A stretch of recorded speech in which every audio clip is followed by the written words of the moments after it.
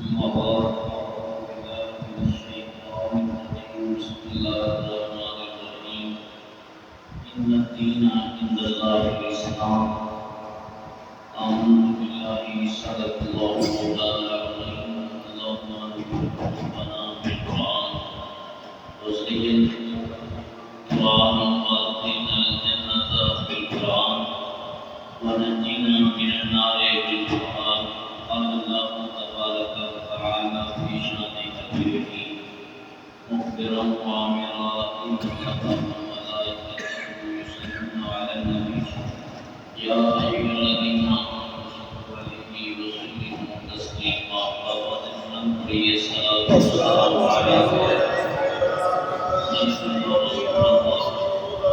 الصلاة والسلام عليك يا سيدنا يا حبيب الله وعلى آلك وأصحابك يا سيدنا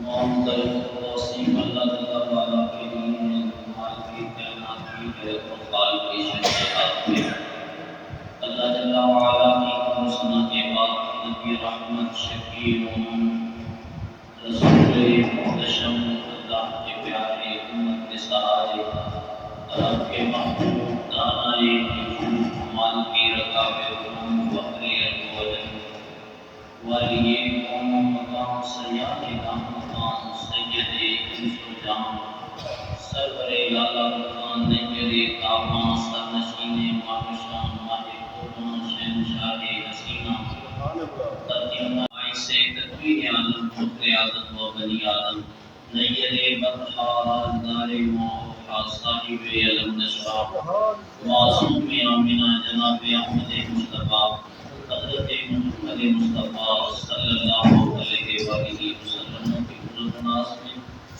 اپنی عقیدت و محبت اور نیازمندیوں کا خراج پیش کرنے کے بعد معزز و محترم سامعین کرام ذوی احتشام برادران اسلام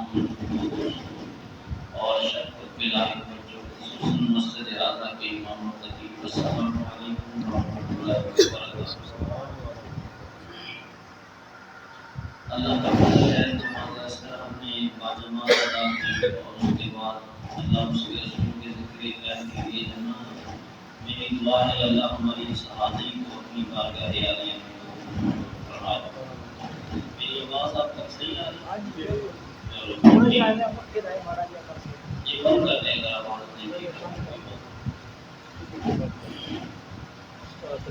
اللہ رب العزت نے ارشاد فرمایا تھوڑی سی میں میری آواز رکھے گا جلدی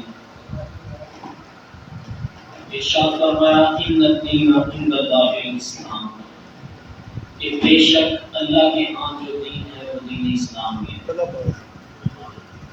کے ہاں جو دین کو اللہ نے دین عطا کیا ہے سارے دینوں کا نام دین اسلام ہے۔ کیوں تھا؟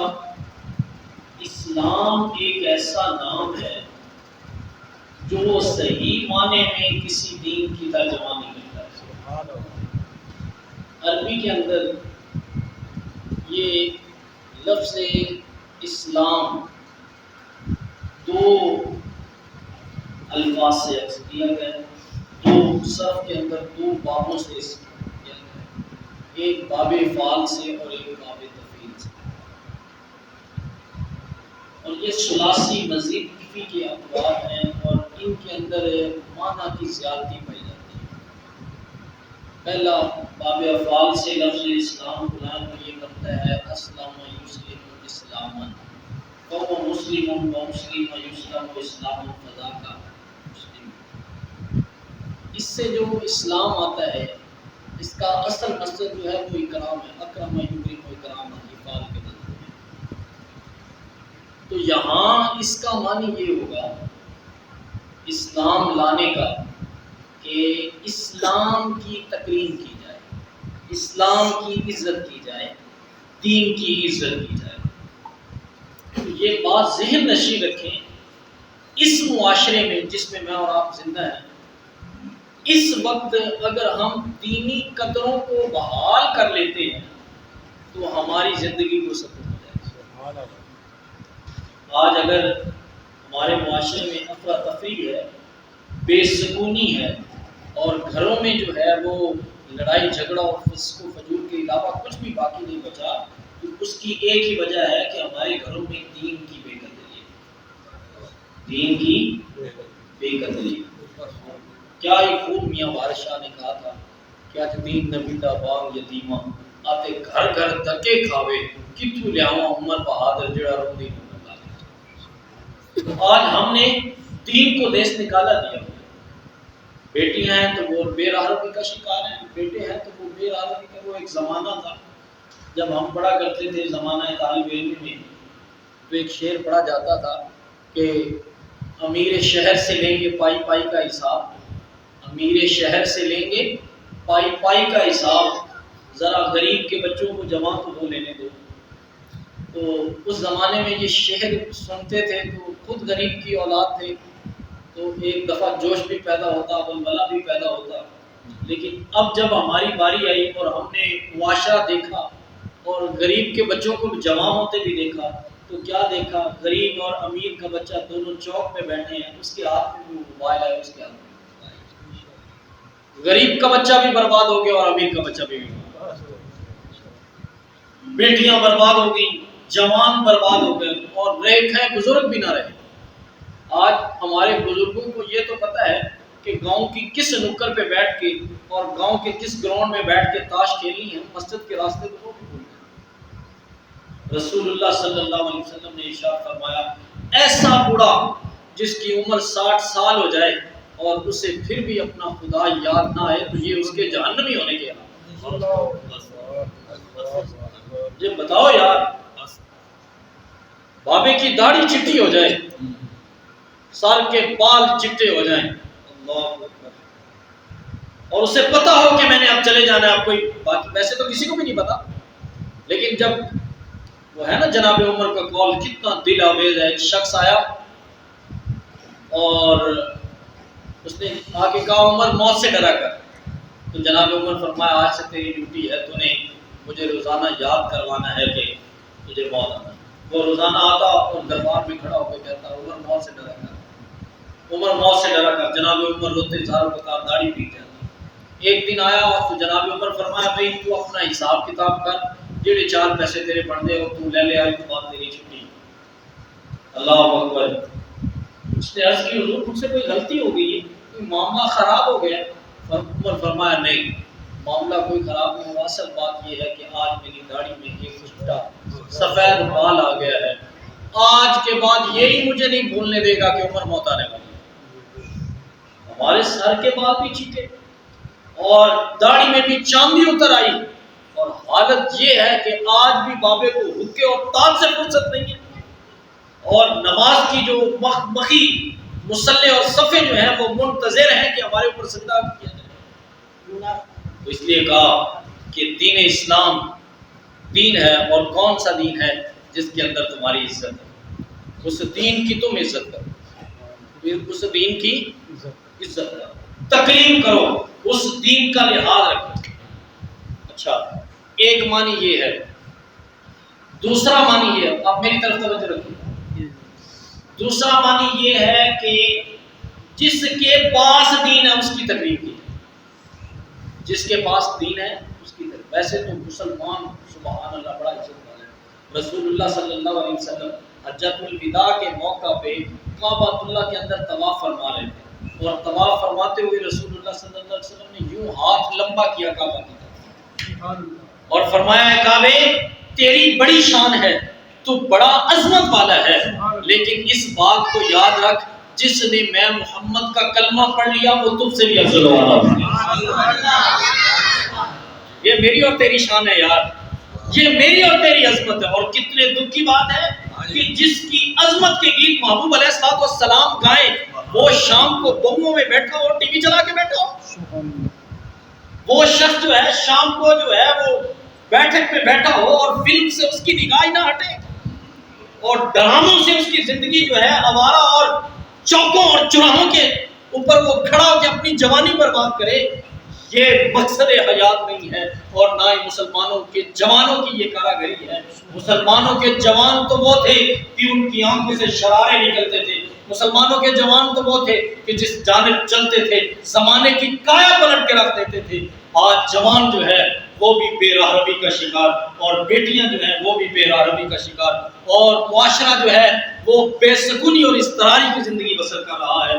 تو صاحبو اس کا ایک ہی حل ہے، ہم دین کی بھی عزت کریں، دین والے کی بھی عزت کریں. دین کی بھی عزت کریں اور دین والے کی بھی. اب دیکھ لیں ہمارے معاشرے میں اس وقت دیندار طبقے کے ساتھ کیا حال ہے. اللہ اکبر. جس شخص کے بارے میں رسول اللہ فرمایا جس نے میری امت کے باعمل عالم دین سے مصافحہ کیا گویا اس نے میں محمد سے مصافحہ. فرمایا جس نے میری امت کے باعمل عالم دین کی زیارت کی گویا اس نے میں محمد کی زیارت کی. فرمایا جس نے میری امت کے باعمل عالم دین کی مجلس میں بیٹھا، باعمل عالم دین کی مجلس میں بیٹھا گویا وہ میں محمد صلی اللہ علیہ وسلم کی مجلس میں. جن کی عظمتوں کے ترانے خود رسول اللہ صلی اللہ علیہ وسلم بنائے اور رسول اللہ صلی اللہ علیہ وسلم نے اپنی امت کے سامنے رکھے، جن علماء کے بارے میں قرآن نے کہا انما یخشی اللہ من عبادہ العلماء، اگر اللہ سے ڈرنے والے لوگ ہیں تو وہ علماء ہیں. اور رسول اللہ فرمایا العلماء ورثۃ الانبیاء، فرمایا علماء وہ ہیں ان کو اللہ نے انبیاء کی وراثت سے حصہ عطا فرمایا ہے. اتنے عظیم لوگ، اتنے مبرہ لوگ، اور جس کو دوسری دفعہ گھر میں کوئی روٹی نہیں دیتا وہ بھی امام پہ آ کے تانا. یہ ہماری عادت ہے. تو نہ ہم دین کی عزت کرتے ہیں اور نہ دیندار کی عزت. اور دین سے ہمیں سروکار کتنا ہے. جے کوئی مر جائے تے تاں سانو دین دی لوڑ ہے.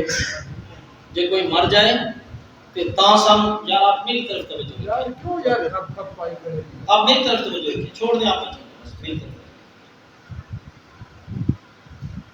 یا تو کوئی مر جائے تو تب ہمیں دین کی ضرورت ہے، شادی ہے تو اس کے اندر صرف نکاح کے لیے ہمیں دین کی ضرورت ہے.